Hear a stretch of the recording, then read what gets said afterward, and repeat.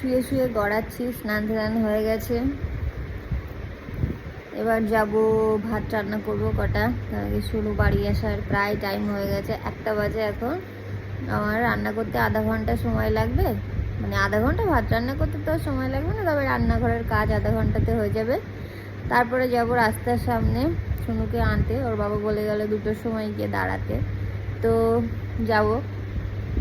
তার আগে সোনুর বাবাকে বলবো একবার ফোন করে জিজ্ঞাসা করতে ড্রাইভারকে, ভিতরে বাড়ির সামনে পর্যন্ত দিয়ে যাবে কিনা। রান্নাটা করতে যাই, কেউ বাড়ি নেই, সারাদিন গড়িয়ে গড়িয়ে দিন কাটছে আমার। শুনো এতদিন তো এই টাইমে চলে আসতে পারি 12:30টার মধ্যে, ভাল লাগছে না একদম একা একা। টিভি থাকলে আবার একটু সময় কাটতো, টিভিটাও নেই, কি আর করা যাবে। অ্যাডজাস্ট করো কিছুদিন, তারপরে আবার